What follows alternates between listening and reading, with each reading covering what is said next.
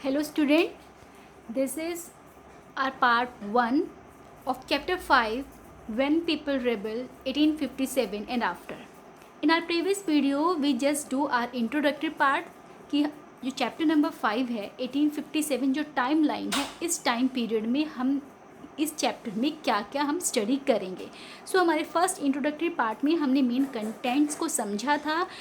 We will try to understand in that video that what will came in this chapter. हमें इसमें क्या क्या चीज़ें करनी हैं, क्या क्या रीज़न रहे थे 1857 के रेवोल्यूशन के, what was the impact of 1857 और वो सारी चीज़ें हमने डिस्कस की थी. So this is our part 1 of this chapter, and in this we discussed about our first content, that is Nawabs lost their power.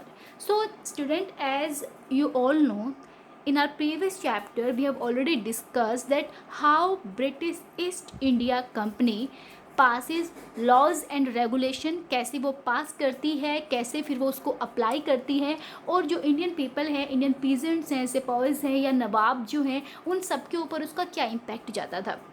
ठीक है, वो सारी चीज़ें आपको साथ के साथ कोरिलेट भी रखना है कि कैसे सब्सिडरी अलायंस आए थे, ये सब चीज़ें जो हैं वो सब यहाँ से कोरिलेट हो जाता है. तो मिड 18th सेंचुरी में आके क्या होता है, देखिए 1600 सेंचुरी में British East India Company India में एंटर करती है just like as a traders, व्यापार करने के लिए, ट्रेड करने के लिए आते हैं. बट यहाँ पे आके वो अपनी टेरिटरीज़ को एक्सपेंड करना स्टार्ट कर देते हैं. And as you all know 1757 में जो बैटल ऑफ प्लासी हुई थी वो जो थी ब्रिटिश ईस्ट इंडिया कंपनी की सबसे पहली विक्ट्री थी इंडिया में. Okay, it's a important question also. ठीक है, इंडिया में ब्रिटिश ईस्ट इंडिया कंपनी की सबसे पहली जो विक्ट्री थी, जो बिगेस्ट विक्ट्री थी, वो थी बैटल ऑफ प्लासी. तो बैटल ऑफ प्लासी के बाद ईस्ट इंडिया कंपनी का जो एक्सपेंशन था वो लार्ज होना स्टार्ट हो जाता है. और मिड 18th सेंचुरी तक आते आते जितने भी नवाब्स एंड राजाज होते थे जो उस टाइम पे इंडिया में रूल करते थे, उन सब की पावर जो है वो इरोड होना स्टार्ट हो जाती है, उनकी पावर जो है ख़त्म होना स्टार्ट हो जाती है. Now a question will came in your mind and it must be that why nawab and rajas lost their power, कैसे चली गई उनकी पावर और क्यों चली गई. सो एक्चुअल में क्या हुआ था, as we all know that 1600 century में ईस्ट इंडिया कंपनी आ चुकी है, 1757 में बैटल ऑफ प्लासी विन कर चुके हैं. उसके बाद एक्चुअल में क्या था, डायरेक्टली और indirectly all the peoples, whether they are rajas, nawabs और the common people, all the peoples are under the control of East India Company. हर कोई उनके रूल के अंडर ही था, उनके कंट्रोल में ही था. सो उसकी वजह से क्या हुआ, जो क्योंकि उनका कंट्रोल था तो that's why they had gradually loss their authorities and honours. उनका जो ऑनर था, उनकी जो अथॉरिटी थी, उनकी जो पावर थी, वो सब जो है ख़त्म होना स्टार्ट हो जाती है. क्योंकि ब्रिटिश ईस्ट इंडिया कंपनी अपना एक्सपेंशन करना स्टार्ट कर दी, अपनी पावर का यूज़ करना स्टार्ट कर देती है, जिससे कि राजा जो थे उनकी पावर जो है ऑटोमेटिकली कम होना स्टार्ट हो जाती है. क्योंकि हर एक फील्ड में, हर एक जगह पे ईस्ट इंडिया कंपनी का इंटरफेरेंस जो था वो डे बाय डे इंक्रीज़ होता जा रहा था. ओके, सो जैसे आप प्रीवियस चैप्टर में हमने जो स्टडी किया था कि कैसे जो ईस्ट इंडिया कंपनी है वो पीजेंट्स पे टैक्सेस इंक्रीज़ कर देती है, कैसे जो है वो उनके लैंड को कैप्चर कर लेती है, कैसे डिफरेंट पॉलिसीज़ बना के जो है वो जितने भी रूलर्स थे उनके लैंड, उनकी प्रॉपर्टी, उनकी टेरिटरी को जो है एक तरह से स्नैच करना स्टार्ट कर देती है, छीनना स्टार्ट कर देती है. तो उन सब चीज़ों की वजह से क्या है, अब जो नवाब है उनकी जो अथॉरिटी, उनका जो ऑनर है वो जो है डे बाय डे जो है ख़त्म होता जाता है. उसके बाद जो रेजिडेंट्स हैं, residents also had been stationed in many courts. अब रेजिडेंट्स क्या होते थे, ये जो होते थे स्पेशल ऑफिसर होते थे जो ईस्ट इंडिया कंपनी की साइड से हर एक लोकल रूलर के कोर्ट में यानी उसकी सभा में उनको पोस्ट किया जाता था. लाइक बहादुर शाह जफ़र हैं. ठीक है, बहादुर शाह जफ़र जो थे लास्ट मुग़ल एम्पायर थे. तो क्या होता था कि जो रेजिडेंट एक वो पर्सन होता था जो ईस्ट इंडिया कंपनी की साइड से उनकी जो सभा, जहाँ पे वो सारे डिस्कशन करते हैं, जहाँ पे सारी प्रॉब्लम्स डिस्कस करते हैं, जहाँ पे सॉल्यूशन फाइंड आउट करते हैं, मीन्स जितने भी अपनी जो टेरिटरी उसकी होती थी उस टेरिटरी के रिगार्डिंग वो जो भी डिसीजन लेते थे अपनी सभा में, अपनी कोर्ट में लेते थे.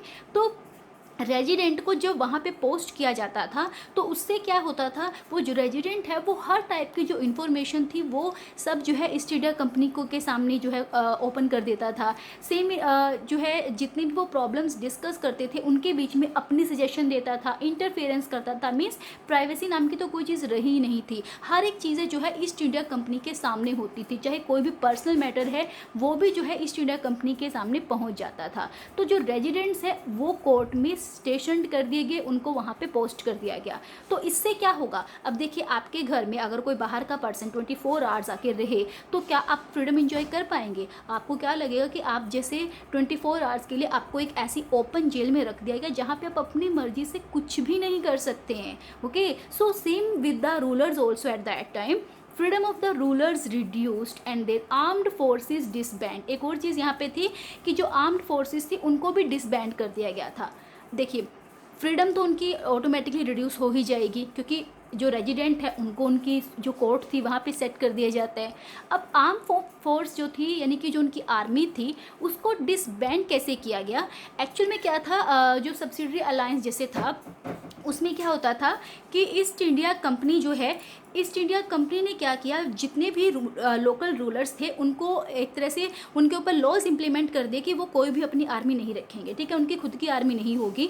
बट क्या होगा, वो जो वहाँ पे ईस्ट इंडिया कंपनी की साइड से आर्मी पोस्ट की जाएगी, जो सोल्जर पोस्ट किए जाएंगे उनके एरिया में, उनकी टेरिटरी में, उन सब का जितना भी एक्सपेंस होगा वो कौन देगा? लोकल रूलर्स देंगे, यानी उनका खर्चा वगैरह सब लोकल रूलर्स करेंगे।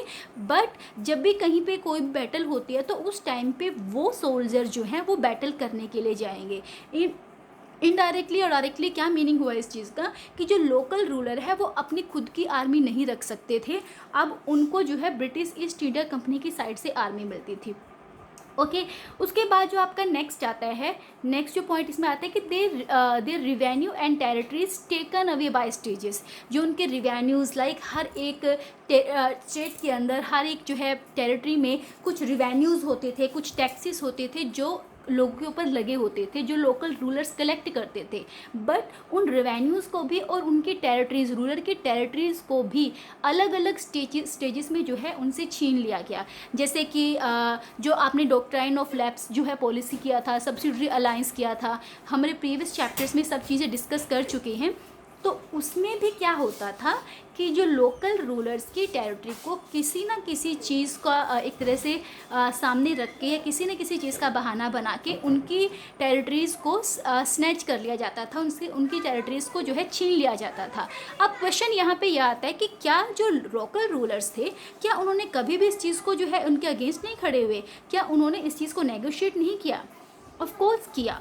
बहुत सारी रूलिंग फैमिलीज़ ऐसी थी जिन्होंने कंपनी के इन रूल्स को नेगोशिएट किया। Why? Because to protect their interest, अपने इंटरेस्ट को, अपने टेरिटरी को, अपने कंट्री को सेव करने के लिए, अपनी कंट्री को बचाने के लिए उन्होंने ईस्ट इंडिया कंपनी के इन लॉज, रूल्स एंड रेगुलेशन को जो है नेगोशिएट भी किया, मना भी किया, डिसओबे भी किया। इनफैक्ट जो है उनके सामने भी खड़े हुए और उनके सामने फर्स्ट ऑफ ऑल तो रिक्वेस्ट ही की थी कि ये सब चीज़ें हम पे अप्लाई मत कीजिए। बट बाद में जब ब्रिटिश ईस्ट इंडिया कंपनी नहीं मानी थी तो बाद में उन्होंने रिवोल्ट भी किया था। लाइक रानी लक्ष्मीबाई, नाना साहेब, जो रानी लक्ष्मीबाई थे उनके जो सन थे वो उनके मतलब उनके एक्चुअल सन नहीं थे, उन्होंने उनको जो है एक तरह से गोद लिया हुआ था। तो ईस्ट इंडिया कंपनी ने रूल बनाया था कि अगर आपका खुद का जो है एक्चुअल सन नहीं होगा तो वो जो सन, अगर आपका कोई भी जो है अगर आप गोद रही हो सन को, तो उस टाइम पे आपका वो सन जो होगा वो आपकी जो है टेरिटरी है उसको रूल नहीं करेगा। ओके, तो ईस्ट इंडिया कंपनी ने क्या किया, जब ये रूल बनाया तो जो रानी लक्ष्मीबाई थी उन्होंने इस चीज़ के अगेंस्ट वो खड़ी हुई, उन्होंने रिक्वेस्ट की कि नहीं, जो मेरा सन है उसको ही जो है मेरा रियल सन माना जाए और वो ही जो है मेरे रूल को आगे कंटिन्यू करेगा। बट ईस्ट इंडिया कंपनी ने इस बात को भी नहीं माना। अब जो नाना साहिब है, नाना साहिब के साथ भी ऐसे था, जो पेशवा बाजीराव थे सेकंड, उन्हीं के जो है गोदली हुए सन थे नाना साहिब, तो उनके साथ भी सेम यही हुआ था। उनको भी जो है उनकी टेरिटरी जो है नहीं दी गई, तो उन्होंने भी ईस्ट इंडिया कंपनी के अगेंस्ट जो है रिवोल्ट करना स्टार्ट कर दिया था। अब यहाँ पे एक और चीज़ जो है इम्पोर्टेंट है कि जैसे अवध वाला केस हुआ था, अवध वाले केस में क्या था, सब्सिडरी अलायंस के सहारा लेके जो है सो इस अलायंस में क्या था, सब्सिडरी अलायंस की वजह से जो है 1801 टू 1856 इसमें भी क्या किया गया था, अवध को टेरिटरी तो दे दी गई, उसके साथ अलायंस कर दिया गया, बट किस चीज़ का बाद में बहाना बनाया गया, miss governance in the territory. British East India company को लगा कि हमने अवध को टेरिटरी तो दे दी, हमने उसको रूल करने के लिए बोल दिया, but how is it possible, इससे हमारा जो इम्पैक्ट है, हमारा जो इन्फ्लुएंस है लोगों पे, वो कैसे इंक्रीज़ होगा, वो कैसे एक्सपेंड होगा। सो उन्होंने क्या किया, उन्होंने बोला अवध के रूलर को कि आपकी जो टेरिटरी के अंदर जो गवर्नमेंट है वो प्रॉपरली वर्क नहीं कर रही है, आप रूल प्रॉपरली नहीं कर रहे हैं, that's why for governing the territory in a proper way British rule must be required. So उन्होंने क्या किया, इस चीज़ का बहाना बना के कि ब्रिटिश रूल से ही जो है आपकी टेरिटरी में रूल अच्छे से चल सकता है, उन्होंने अवध को भी अनेक्स्ट कर लिया। ठीक है, अब यहाँ पे क्या था, कंपनी का जो प्लान था वो क्या था। ठीक है, अब कंपनी का प्लान क्या था, कंपनी क्या जो सोच रही थी, क्या चाह रही थी, उनका मेन प्लान था टू एंड मुगल डायनेसिटी, कि मुगल डायनेसिटी को एंड करना है। ठीक है, मुगल डायनेसिटी को ख़त्म करना है। अब मुगल डायनेसिटी को ख़त्म कैसे करेंगे, हाउ, कोई मुगल डायनेसिटी ये तो नहीं कि कोई फ्रूट है उसको तोड़ा और उसको थ्रो कर दिया, नहीं, तो कुछ ना कुछ उन्होंने ऐसा किया होगा ना। So it's a important question also. Mughal dynasty को एंड करने के लिए, उसको ख़त्म करने के लिए, इरोड करने के लिए सबसे पहला स्टेप जो था, कंपनी ने क्या उठाया, उन्होंने बोला that the name of the Mughal king was removed from the coins. जितने भी कॉइन होते थे मुगल एम्पायर के टाइम पे, उन कॉइन्स के ऊपर क्या होता था, मुगल जो किंग्स होते थे उनका नेम रिटर्न होता था। ठीक है, तो कंपनी ने क्या बोला कि जितने भी कॉइन्स हैं जिनके ऊपर मुगल किंग्स के नेम मेंशन है, उनको क्या किया जाए, उनको रिमूव कर दिया जाए और आगे से जो है ब्रिटिश ईस्ट इंडिया कंपनी के कॉइन्स चलेंगे। अब आपके माइंड में क्वेश्चन आएगा कि इससे क्या होगा, अगर किंग के नेम को हटा के वो अपना नेम कर देते तो इससे क्या फ़र्क पड़ता है। सो एक्चुअल में इम्पैक्ट पड़ता है, बहुत इम्पोर्टेंट जो है, बहुत ही एक कहते हैं ना कि बहुत ज़्यादा एक इम्प्रेस करने वाला इम्पैक्ट पड़ता है। इससे होगा क्या, अगर जो कॉइन्स हैं उन पे से अगर मुग़ल किंग का नेम ही जो है रिमूव करा दिया जाएगा, तो जो कॉमन पीपल है उनके माइंड पे क्या इम्पैक्ट जाएगा कि अब मुग़ल या जो राजा है, नवाब है, उनके अब कोई पावर, कोई अथॉरिटी नहीं है, अब सिर्फ कौन है, अब सिर्फ जो है हमारे पास जो ईस्ट इंडिया कंपनी है वही हमारे रूलर हैं, वही हमारे किंग है। मीन्स क्या होगा, एक तरह से जो मुग़ल जो किंग होते थे उनका जो, उनकी जो ऑनर, उनकी जो अथॉरिटी होती थी लोगों की नज़रों में, वो अब सब भी रिमूव होने वाली थी। ठीक है, रिमूव हो ही चुकी थी इनफैक्ट।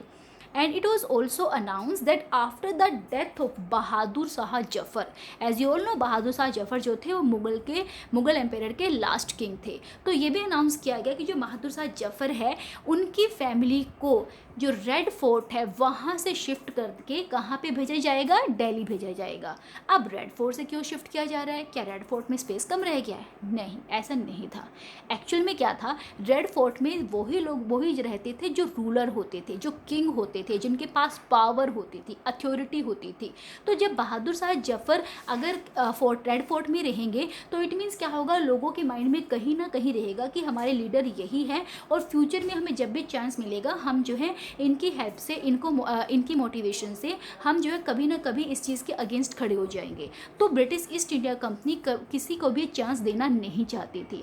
दैट्स वाई उन्होंने क्या किया, बहादुर शाह जफ़र को रेड फोर्ट से शिफ्ट करके उनको दिल्ली के किसी दूसरे प्लेस पे भेज दिया। और एक और यहाँ पे डिसीजन लिया गया, जो गवर्नर जनरल थे कैनिंग, गवर्नर जनरल कैनिंग जो थे, उन्होंने क्या किया, उन्होंने बोला कि जो बहादुर शाह है he would be last ruler of the Mughal empire, कि ये जो होगा मुग़ल एम्पायर का लास्ट रूलर होगा। इसके बाद कोई भी जो रूलर है, कोई भी जो किंग है, कोई भी जो प्रिंस है, कोई भी राजकुमार, उनकी कोई भी सन जो होगा वो रूलर नहीं बनेगा। उनके जितने भी डिसेंडेंट होंगे, उनके जितने भी आगे उनकी जनरेशन होगी, वो क्या रहेंगे, वो सिर्फ प्रिंस रहेंगे, सिर्फ राजकुमार रहेंगे, वो कभी भी रूलर नहीं बनेंगे, वो किंग नहीं बनेंगे। ठीक है, okay, now I want to show you some figures, some pictures with the help of which some points will be clear. Like हमने कॉइन वाला पॉइंट डिस्कस किया था कि जो मुग़ल किंग का नेम है वो कॉइन पे से रिमूव हो जाना चाहिए। आफ्टर दैट हमने लॉर्ड कैनिंग के बारे में जो है डिस्कस किया, बहादुर शाह जफ़र के बारे में डिस्कस किया। So I want to show you the picture of this points so that every point should be clear. ये student, these are the pictures of coin, like you can see here, यहाँ पे different different pictures के ऊपर different different images है, कहीं पे 1 rupees लिखा है, कहीं पे लॉइन बने हैं, कहीं पे जो है फ्लैग्स हैं। तो ऐसे ही उस टाइम पे मुगल एम्पायर के नेम लिखे होते थे कॉइन के नीचे, ठीक है। तो उन्हीं को रिमूव करने का डिसीज़न लिया था। उसके बाद देखिए ये है लॉर्ड कैनिंग, जिन्होंने डिसीजन लिया था that Bahadur Shah would be the last ruler of Mughal empire, और उनके जो डिसेंडेंट होंगे वो क्या होंगे, सिर्फ प्रिंस कहलाएंगे, वो किंग नहीं बन पाएंगे। और देखिए ये हैं बहादुर शाह जफ़र। ओके, देखिए आपको थोड़ा सा इमेज क्लियर कर देती हूँ। Bahadur Shah Zafar, he was the last ruler of Mughal empire. So this is our first point, nawab loss their power. Second जो हमारा पॉइंट है peasants and the sepoys, we will discuss in our next video. So student, I hope all the points are very clear to you, and we will meet in next video. Till then, keep connecting. Goodbye, have a nice day.